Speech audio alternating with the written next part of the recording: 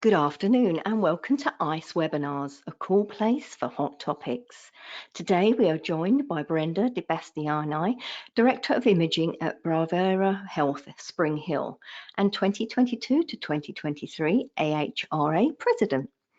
Just a reminder to save a date for our 10th anniversary ICE 2024, which will be held at the Hyatt Regency in Irvine, California from February the 18th to the 20th. The Imaging Conference and Expo is the only conference dedicated to imaging directors, radiology administrators, and imaging engineers. ICE offers valuable CE credits from the ASRT and ACI and is a unique community of key decision makers and influential imaging professionals. For more details, please visit attendice.com. Today's webinar is eligible for one ARRT Category A CE credit by the AHRA. You can obtain your CE certificate by completing the post-webinar survey, which will be emailed 1 hour after the completion of today's webinar. You must complete the survey to receive your 1 CE credit, and you'll be able to download the certificate directly from your computer once the survey is submitted. If you have any questions, you can reach us at webinar@mdpublishing.com. We'll wrap up today's presentation with a live Q&A, so please submit your questions anytime using the questions feature on the webinar dashboard. Let's kick off today's webinar by giving away one of our brand new ICE gym bags to the attendee that can tell me the answer to the following trivia question. March is Red Cross Month. What is the name of the nurse who founded the American Red Cross? Answer now using the questions feature on your dashboard, and I'll reveal the answer at the end of the webinar. As I mentioned earlier, Brenda DeBastiani is our presenter today, and she'll be discussing the Great Resignation and quiet quitting, why mentoring is essential. Brenda, you may begin whenever you're ready. Good afternoon and welcome. Again, my name is Brenda DeBastiani, and my goal today is to walk you through how the Great Resignation and quiet quitting could be avoided with an effective mentorship program. Mentoring is the act of one professional helping another. And while that in itself doesn't sound like it's such a big deal, it's actually one of the simplest ways to ensure that your employees are engaged, productive, and happy. 70% of Fortune 500 companies have some form of mentoring program. Mentoring is proven to help retention, and there are lots of statistics to back that up. Here's a fun fact. Those intending to stay with their organization for more than 5 years are twice as likely to have a mentor, 68%, than not, 32%. Mentoring has been proven to increase staff retention and reduce employee attrition. Imaging leaders today are facing unique staffing challenges. Quiet quitting and the Great Resignation are two terms that are relatively new to us. Mentoring is more important than ever for leaders to develop relationships and reinforce, support one another. So today our objectives are to learn what the Great Resignation is all about. We will discuss quiet quitting and exactly what that term means. We will list the required skills for mentors and mentees. We will differentiate between a mentor and a coach. And lastly, we will learn why mentorship programs are valuable. The Great Resignation, coined by Texas A&M University professor Anthony Klotz, it began back in early 2021 as employees started quitting their jobs at record rates. By the end of 2021, 47.8 million people left their jobs for other positions. Compare that to 37.7 million people who quit in 2017. As of August 2022, the pace had not slowed. While there are various factors for this ongoing trend, most people point to increased pay, a better working environment, and a better balance as reasons for leaving. I guess statistically, I was part of the Great Resignation. I'd worked at the same job for 33 years and decided to quit and move. I recently had an employee who left the hospital after working for about 20 years at the same facility. I totally understood why she was leaving, as she wanted to improve her work-life balance. That's what she was promised. I was skeptical that the other job would meet her needs, so I kindly planted a seed that if she got there and she was unhappy, I would gladly take her back if her job was still open. Well, she left, and then she returned a few weeks later. Sometimes leaving isn't the answer, and other times it's the right thing. Every person is different and must carefully evaluate the pros and the cons on the move. Quiet quitting, or doing the bare minimum at your job without leaving, has been one of the hottest trends in the workforce. According to Adam Grant, an organizational psychologist at the Wharton School of the University of Pennsylvania, In some ways, quiet quitting is the natural sequel to the Great Resignation. While some people ended up quitting during the pandemic, some workers may have wanted to see some kind of change, didn't get what they wanted, so that's what they did. After trying to change their workplace or their situation and failing, they decided to just check out. According to a different professor, a professor at the University of Virginia, workers are dissatisfied in their current jobs and they feel like they can't speak up, whether about organizational problems, unethical behavior, or even just to contribute their knowledge and creative ideas. So in response, they generally either leave or they decrease their efforts while suffering in silence. There was a survey done in October by LendingTree that included over 300 quiet quitters. They found that a majority of them, 57%, saw work-life balance improve by doing the quiet quitting.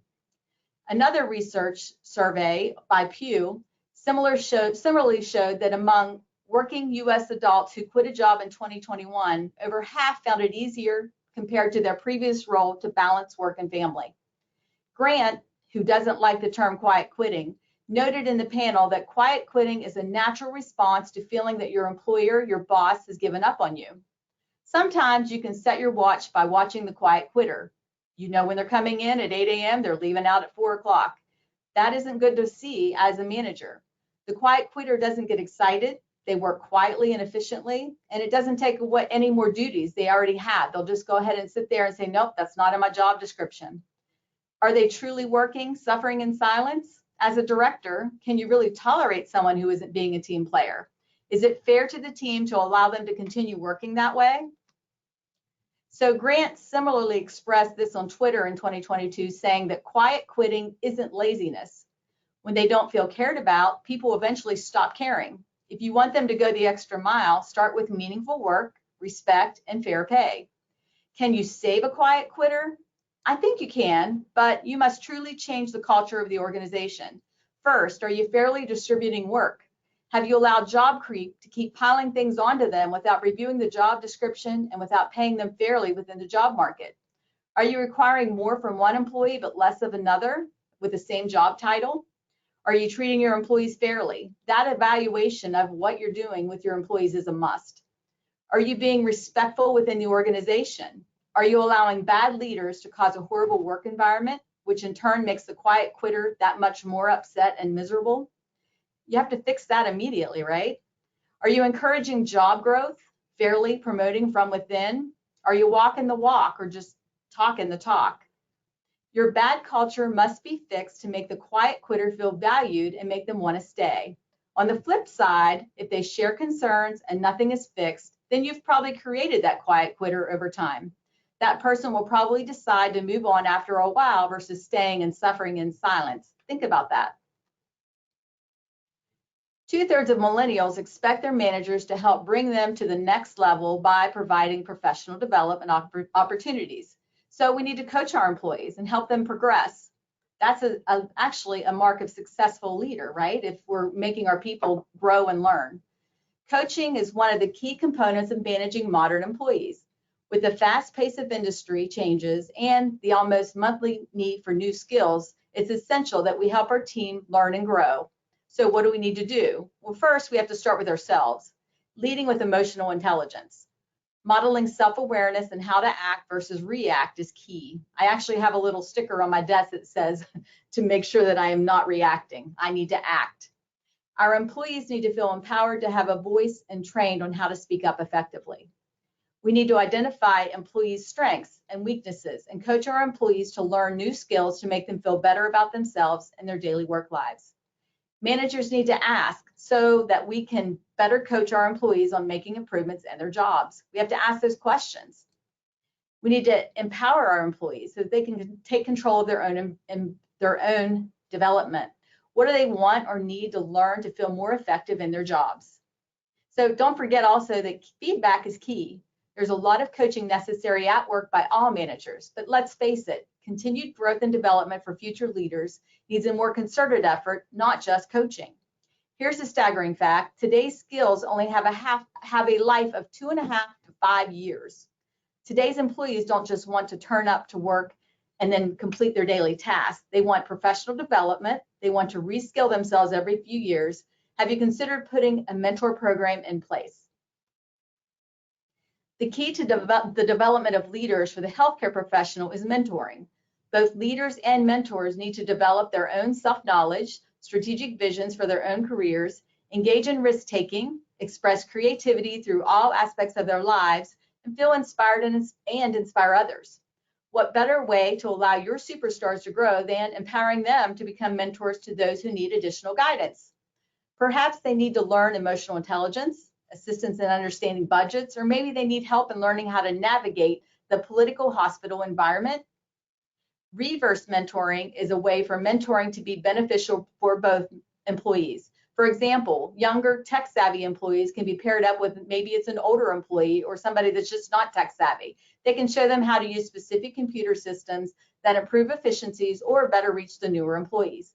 On the flip side, maybe more experienced employees can mentor the new employee on how to hold effective meetings, how to navigate the framework of the organization, and so on. The key is to set goals and work together to grow. A mentor can be a seasoned professional who informally guides a less experienced person in their professional endeavors, someone who always keeps the mentee's best interest in mind and tailors his or her style to meet the mentee's needs. A person who is highly respected by the mentee and is found in the mentee's network and industry is a must. A person with superb character is a great mentor. Someone who has a similar value to the mentee is key to make sure that they can connect. I thought that this chart from mgma.com does a great job showing the differences in the skill sets between a coach and a mentor, as well as showing what they have in common. A coach asks powerful questions rather than giving advice as a mentor might, to stimulate critical thinking, prompt self-reflection, and generate action steps towards a defined outcome. The coach does not have to be a subject matter expert. The coach should have the ability to provide insight and prompt the coachee to take action toward improvement. The mentor, however, they advise, they guide, they connect and provide resources, and they're the subject matter expert in a specific area. Both the coach and the mentor have these shared items: trusting relationships, powerful questions, deep listening, and giving feedback. Why might you need a mentor? If you have limited career experience or feel overwhelmed navigating your career path and industry, a mentor would be helpful. If you would like to hone your professional skills or to learn invaluable lessons from someone with years or decades of practical knowledge in your field, then a mentor would benefit you. If you would like help in your day-to-day job requirements and long-term career goals, or you want a new perspective from a seasoned professional, then please find a mentor. Mentors, beware, however, don't be fooled and cut your mentee loose too soon. It could be disastrous if the person talks the talk but can't walk the walk. Your mentee needs to have the commitment, organization, motivation, all those things necessary to succeed. You have to see that in action. So how does a mentor find a good mentee? There's several traits that a good mentee has. One way to look for these traits is to test prospective mentees. For instance, ask the mentee to read a book and return within a month to discuss it. Did they read the book? Or ask a prospective mentee to prepare a presentation in their area of expertise, or join a call with you and have them write up their observations. Evaluate their thinking, process, communication skill, and level of interest. If they don't come back or they don't complete the assignment, you probably want to avoid taking on that mentee, because what are they in it for? There are several traits that a good mentor should have. Mentors should be approachable, friendly, honest, dependable, ethical, successful, experienced, and demonstrate excellent character. They need to be well respected. Mentors must instruct and develop mentees. Mentors should help mentees identify and avoid business pitfalls and work through the challenges ahead of them. Mentors must help define achievable goals and deadlines. Taking a business-like approach needs to be casual and friendly. Mentors need to take shared responsibilities with others for the growth of the mentee. This is essential for onboarding someone new to the field. They need to provide guidance on career management. So they teach mentees new knowledge, skills, and attitudes, like giving examples, asking thought-provoking questions, making them really think through the processes. Mentors help mentees gain broader perspectives of their organizations, including history, value, culture, and politics. Mentees often lose sight of the big picture. Mentors are people other than your boss who can help provide insight on getting ahead and support your overall goals. Mentors must demonstrate or model effective behaviors, pointing out what works and what doesn't work. They help monitor performance and progress of mentee, and they refocus steps as needed.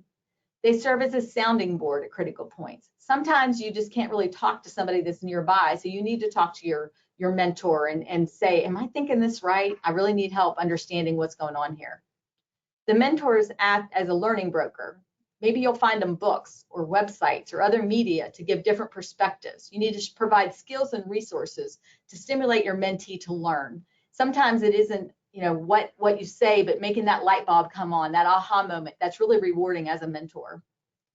Mentors make introductions to key industry contacts. Maybe that mentee would never have made the contact if it wasn't for the mentor.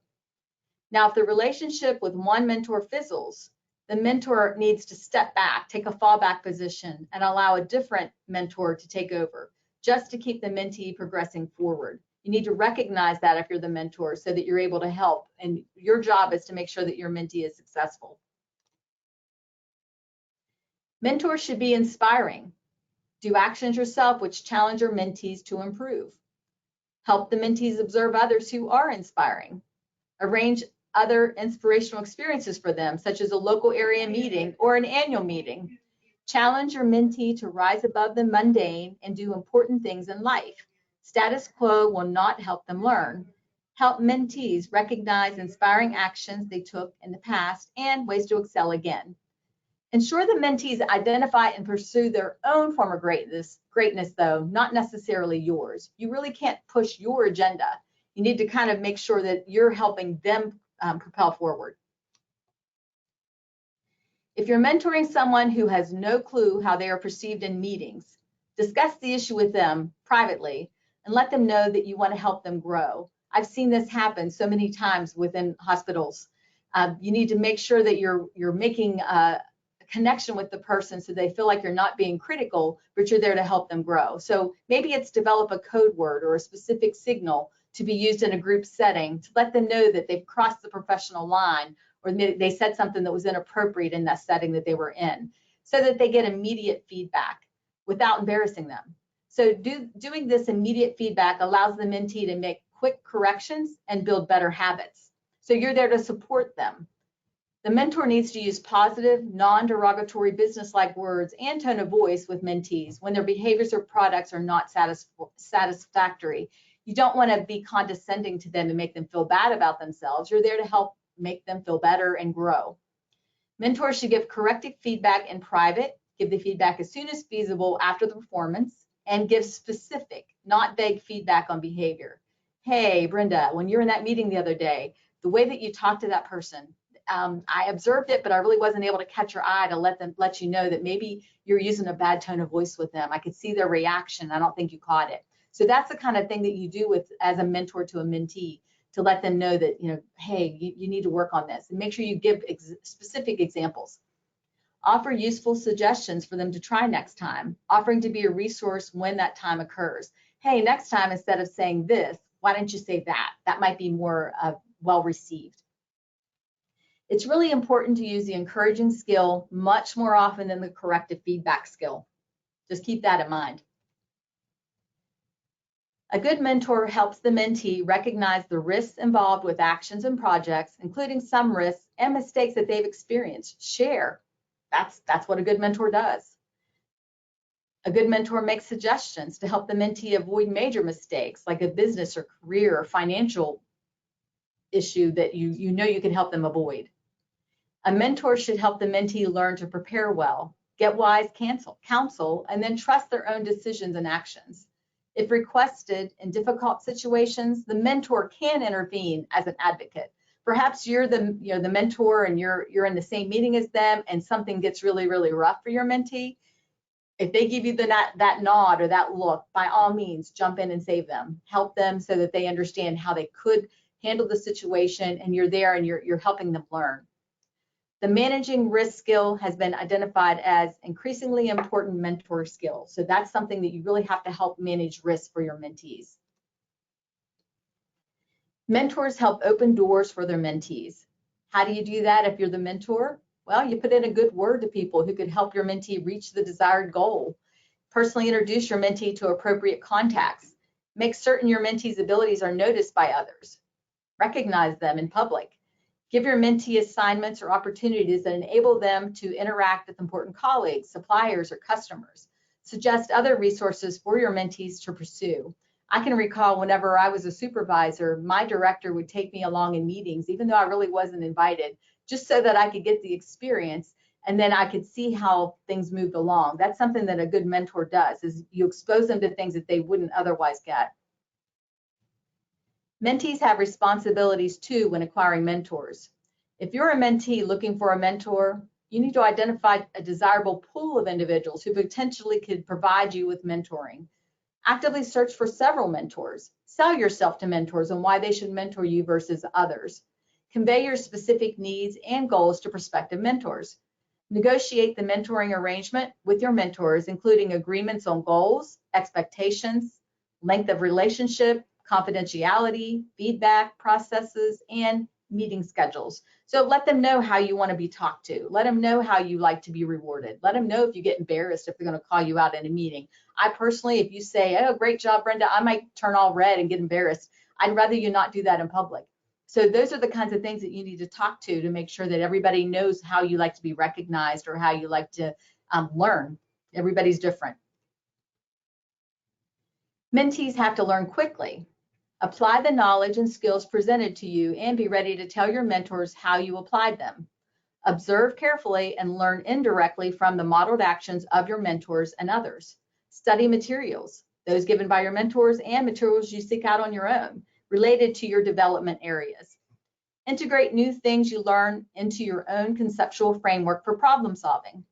Receive feedback non-defensively. That's a tough one.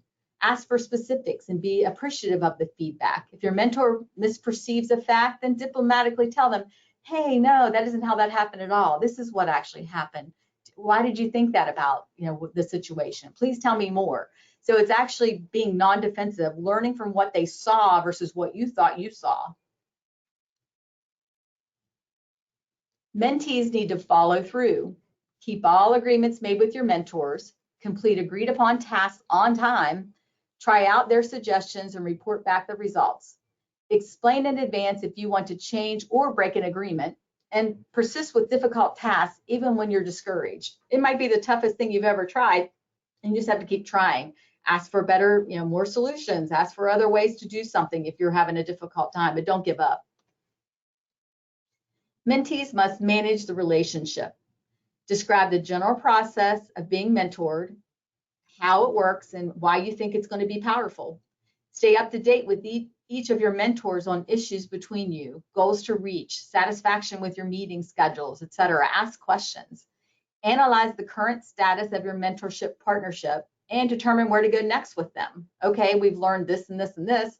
Can we focus on this next? Maybe the person that you have as a mentor isn't the right person and they're going to direct you to someone else. So just keep the communication lines open.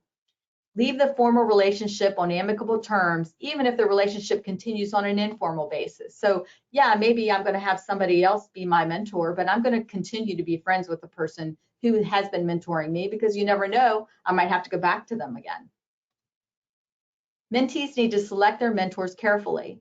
The primary mentor should function as the go-to person, providing mentees with moral, character, and institutional support, ranging from choosing a project focus to helping build a network, to strategizing for success. It is not reasonable that one single person will have all the knowledge necessary to make another person successful, so a team is suggested. Select backup mentors with different experiences to ensure total understanding and success.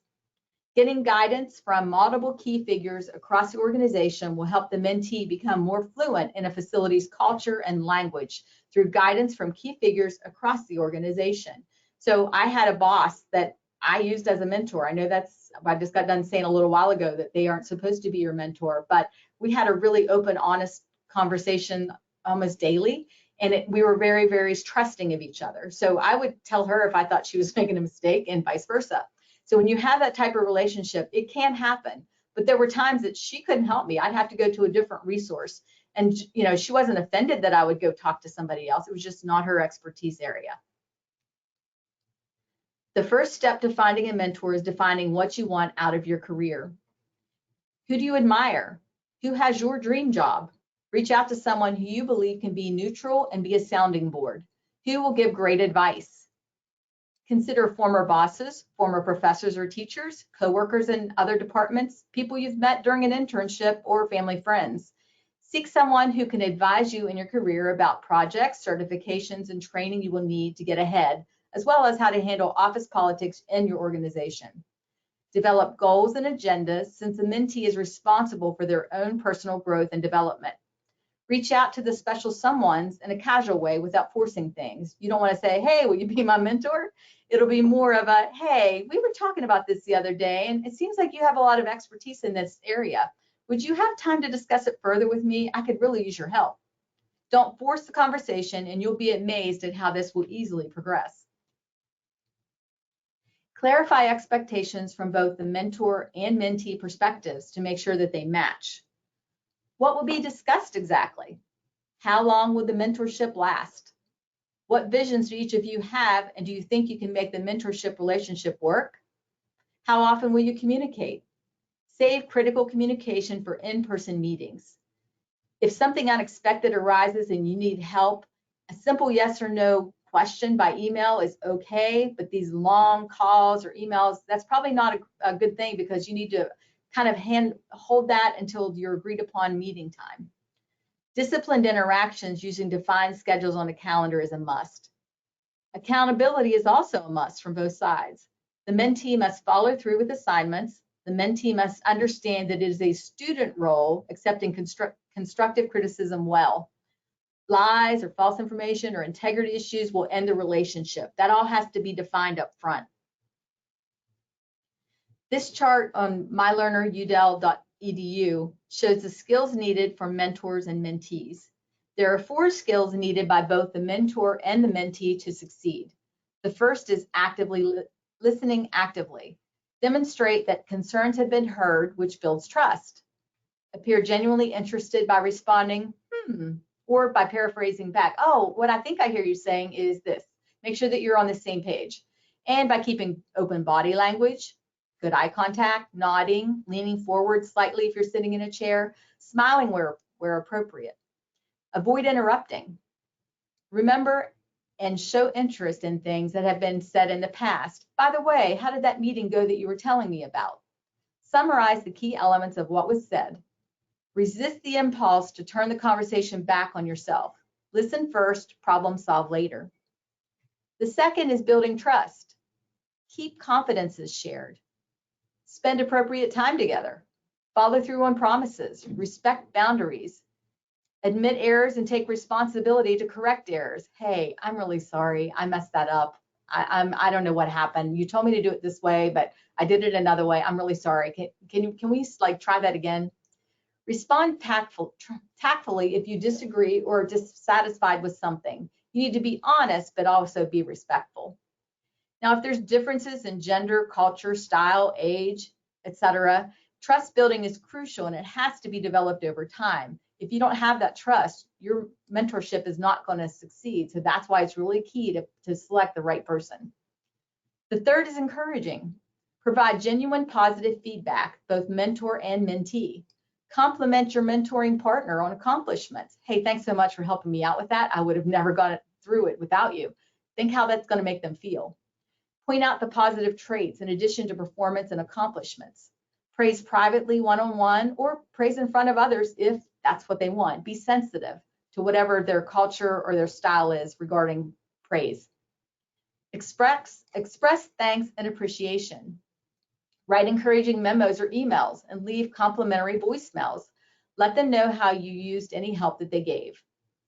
Mentors should give 4 to 5 praises to every one corrective remark. So that's hard. Let's say you had a mentee that's maybe not doing so well. You know, you have to keep it in mind. I need to give 4 to 5 praises to every one corrective remark.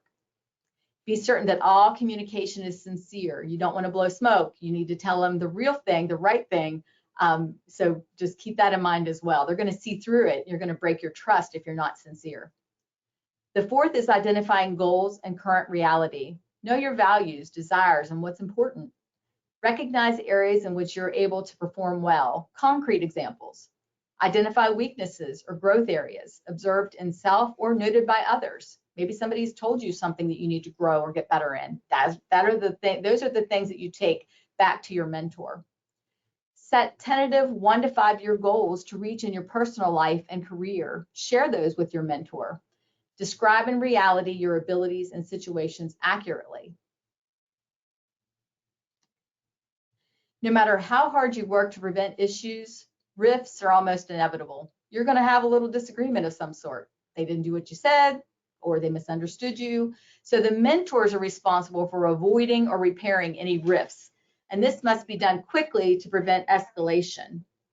Mentors must create a safe environment that promotes open, honest communication. It's very important that mentors do not abuse their power. Be self-aware at all times to ensure that the mentee is being treated fairly. There are 5 strict rules for mentors to follow.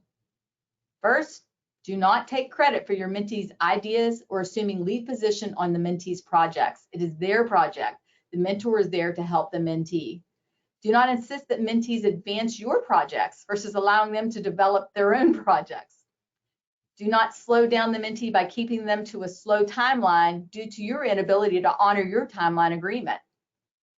Do not discourage your mentee from seeking help from other mentors, since that may isolate them from broadening learning and recognition. So if they're asking for help from someone else, great job. Please do that. Yes, I want you to learn as much as you can. That's how a mentor should act.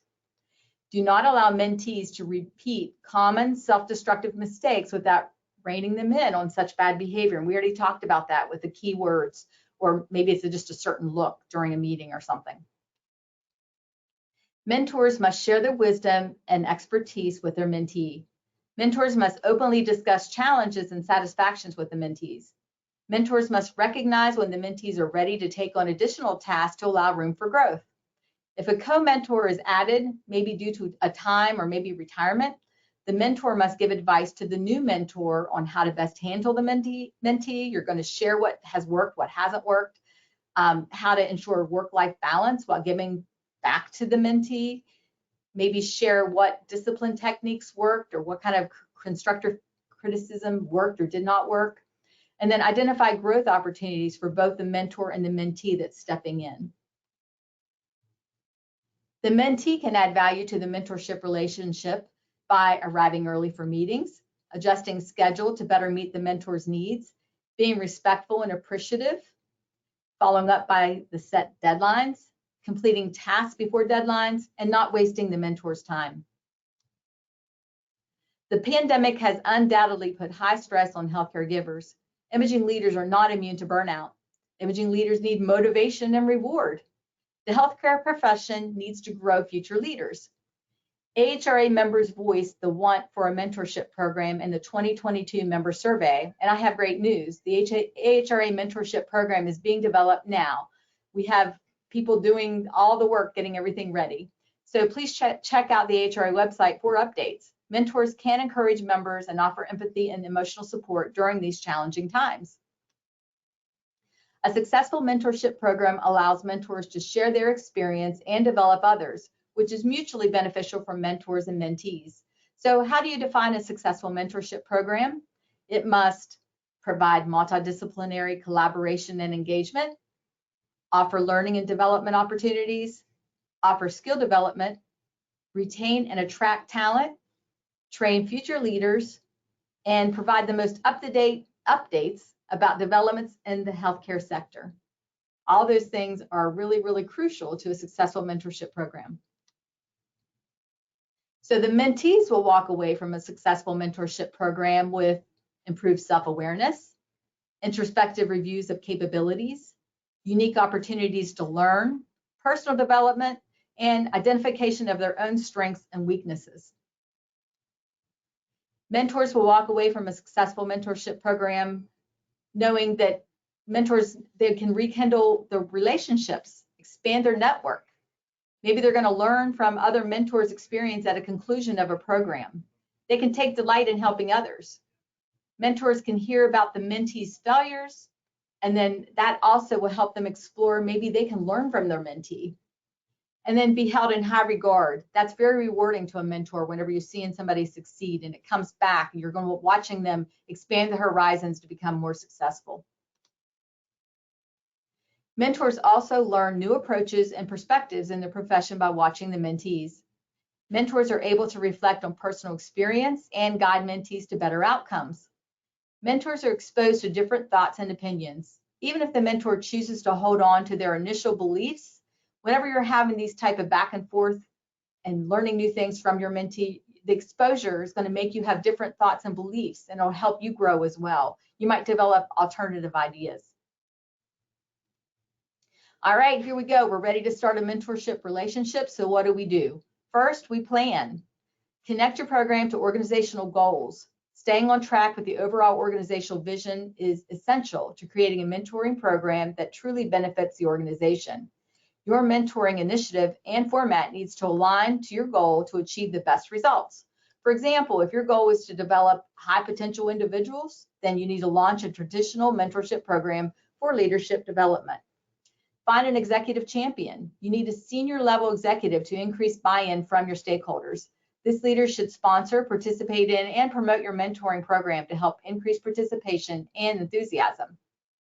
You need to identify success measurements.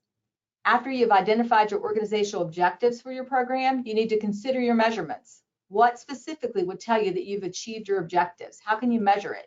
Make sure you include both qualitative as well as quantitative measurements. And identify your participants. When you've identified your organizational focus, determine whether your program will be offered to specific participants or more inclusive. You will want to decide on the type of participants to help you determine matching criteria. Next, we implement.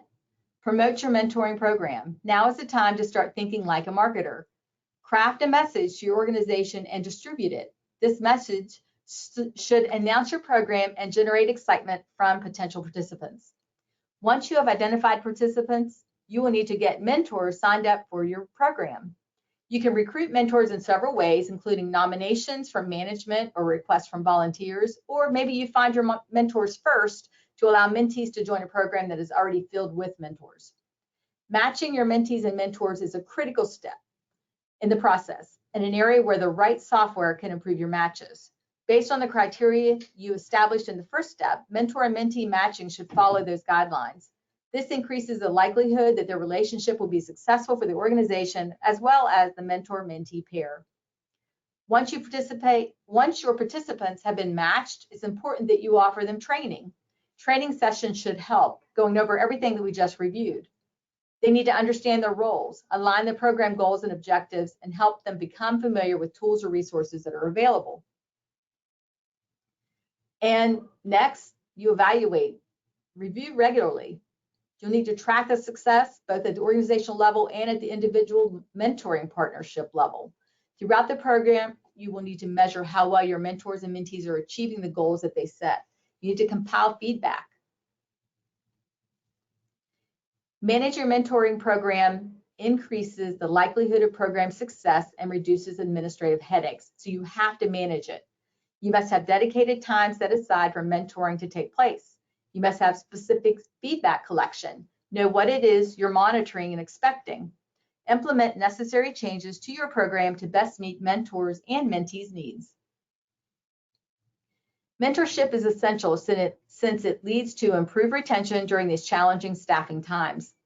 The relationship built during mentorship change culture, improves trust, and builds resilience. Employees want to be valued and want to belong. Mentorships help senior executives learn from the boots on the ground, which helps create a more diverse and inclusive culture within the organization. Succession planning is often paved based on valuable relationships that are built within the organization. You see, trust goes both ways between the mentor and the mentee. I've had great mentors over my career. I had mentors from a tech to tech role, and then when I first moved from a CT tech to a supervisor, I had two great mentors that shared all their management knowledge and experience with me. They allowed me to practice my skills and then would give me constructive feedback. While I had no formal management training yet at that time, those two ladies were very willing to pour what they knew into me so that I could be successful. I watched carefully and learned what to do and what not to do based on their open, honest communication. Even though it's not recommended, like I said, that a boss should be your mentor, I personally experienced a successful mentorship relationship in that realm. And again, it's just because of that trust and because I'd known them for many years.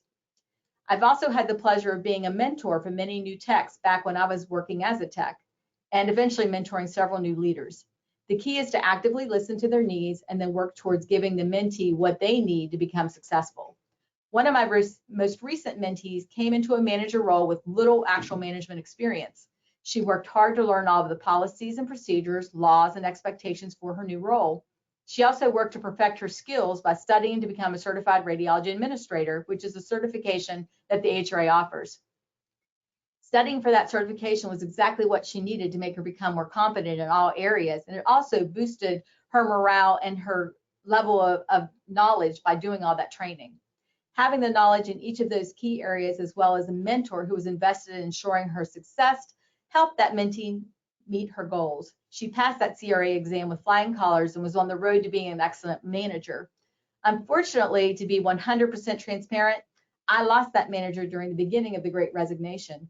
She went back to being a tech, which allowed her to set hours and the opportunities so that she wanted a better work-life balance. In healthcare overall, I believe that we need to focus on encouraging better work-life balance, teaching resiliency, as well as engaging our teams to see how crucial their roles are.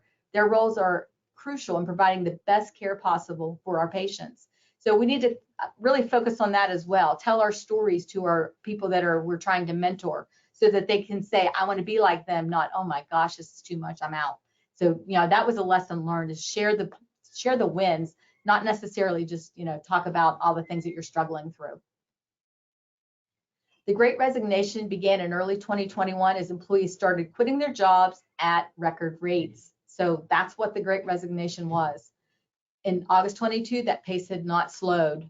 So there's a lot of reasons why people quit, but again, it's because of increased pay, a better work environment, and a better work-life balance as reasons. That's why they left for the Great Resignation. For quiet quitting, it's doing the bare minimum at your job without leaving. It's been one of the hottest trends in the last year. People want changes to be made, but when the improvements aren't made, they check out, they suffer in silence. So the skills for both mentors and mentees include listening actively, building trust, encouraging, identifying goals, and current reality. A coach asks powerful questions. Mentors give advice to stimulate critical thinking, prompt self-reflection, and generate action steps towards a defined outcome. The coach does not have to be a subject matter expert. So why are mentorship programs valuable? We talked about it. The pandemic has put high stress on healthcare givers. Imaging leaders are not immune to burnout. Imaging leaders need motivation and reward. The healthcare profession needs to grow future leaders. We know that our members want a mentorship program. So that is why we're working on developing that and getting it going really soon. Mentors can encourage members and offer empathy and emotional support during these challenging times. So mentors act as a support for employees, and it gives other outlet to voice concerns and gain advice besides their manager. While a mentor does not replace a manager, the mentor can be a superb additional resource for an employer to turn to whenever help is needed. Mentorship improves employees' self-worth and value. While we traditionally think about employee benefits as healthcare, dental, holiday, pension, maybe it's, whatever other things that they're asking for, giving an employee a mentor is actually a great, cost-effective, and truly valuable benefit. Your employee will feel that benefit since openness of communication is felt. The mentor is there to help break down barriers. If your employees have an outlet to communication and they know how to address issues, they're going to be able to produce their own results. They're going to feel a sense of trust and belonging. Let's face it, losing an employee is extremely costly to a business and detrimental to the morale of staff who are already overworked. Improving employee engagement and increasing retention and development are key in breaking the Great Resignation and quiet quitting trends. On the flip side, the mentor feels valued and productive, and they're able to help employees navigate the rocky roads that have been in front of them for years as a seasoned employee. It's not going away, but we have to help them. They need to feel a sense of belonging. That's what mentorship does. They belong because they're helping others. Mentorship produces a win-win situation within your organization and within your profession. Thank you very much for your time. I hope this was helpful. I've included my contact information here, so please feel free to reach out to me anytime. So are there any questions? Great, thanks, Brenda. Yes, we have got a few. The first one is, based on your experience, do you believe that quiet quitting is worse than the Great Resignation? You know, I do believe that quiet quitting is worse than the Great Resignation, because at least you know what you're dealing with, the person left. But if in quiet quitting, the person is still physically there, but they're really not contributing. Your team is having to take on the brunt of the work, since it's not in the quiet quitter's job description. They're saying, nope, that's not mine. So everybody else has to pull the load. That really brings down morale and is tough for the entire team to deal with. Okay, so what have you found to be effective to improve trust between mentors and mentees? Well, I think honesty and vulnerability are a must. The mentors have to share what issues they are experiencing, and the mentees have to be honest with what they are struggling with, so that the mentor and the mentee can gain experience and knowledge and build on those things together. And what I see occurring is the mentee doesn't want to appear dumb, so they pretend like they have it all together when in fact they really need help. So the mentor has to break down those barriers and make sure that they really know what the mentee doesn't know. The mentor then struggles because, if they're not being honest, that's really hard.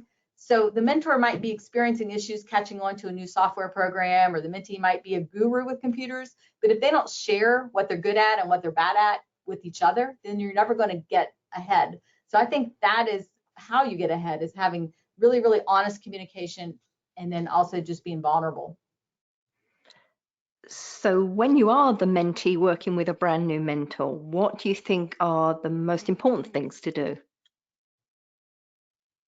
Well, I think the mentee really has to put forth the work. We talked early on about, you need to test your mentee. Are they doing everything that they need to be doing? You want to make sure it's the right fit. So talk about what their goals are, and then, provide them with resources, and then kind of quiz them on it. Did you read that book, or did you watch that presentation, or whatever it is that you're trying to get them to get better at, and really test them to make sure that it is a good fit for you.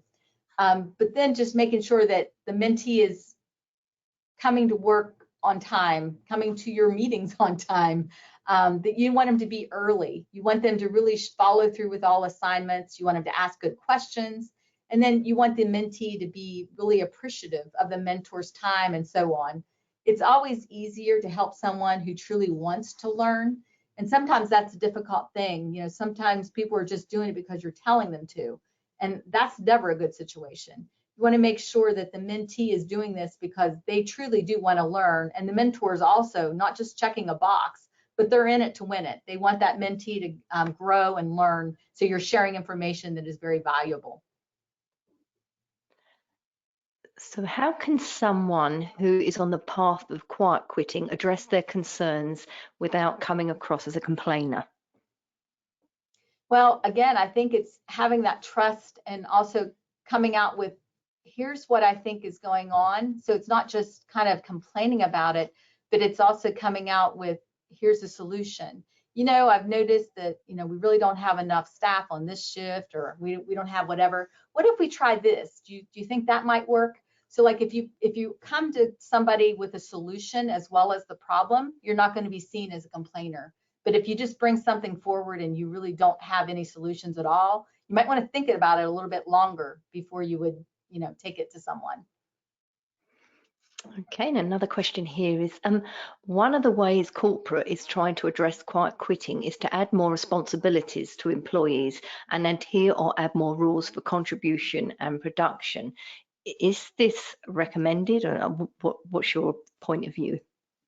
Well, that is kind of the problem. Whenever you have quiet quitting and people were saying, nope, that's not my job, I think you really have to step back and evaluate. Corporate needs to step back and evaluate what is in the job description. Are we handling this fairly? And if you're the recipient of unfair work, then it is your job to kind of point out what's going on and here's how we can solve this. And, you know, if you've tried that, well, try it again, but try it a different way. You know, try your approach maybe with someone else, or maybe it's just the way that you're addressing something isn't being perceived in the right light. So if you're in it because you're a engaged employee and you're really trying to make things better, not only for you, but for everyone else, then you just need to, you know, really try to bring it to the attention of corporate so that they understand what it is that you're trying to accomplish, why it's not working, and here's a couple solutions. Let's see if that'll work. And, you know, most people won't say no. If you have a solution, a good manager will always say yes. Okay, that's great. We don't appear to have any more questions, Brenda, so we'll wrap up now. So thank you so much, Brenda, for your time today and a great and very informative presentation. As promised, the answer to today's trivia question is Clara Barton in 1881. So congratulations to our winner, Brooke Davis. Enjoy your gym bag. A quick reminder, you can obtain your CE certificate by completing the post-webinar survey, which will be emailed 1 hour after the completion of today's webinar. You must complete the survey to receive your 1 ARRT Category A CE credit by the AHRA, and you'll be able to download the certificate directly from your computer once the survey is submitted. If you have any questions, you can reach us at webinar@mdpublishing.com. Please visit icewebinars.live for more details of all our upcoming ICE webinars and, of course, complimentary registration. Thank you once again for your time today. Enjoy the rest of your day, and we will see you next time.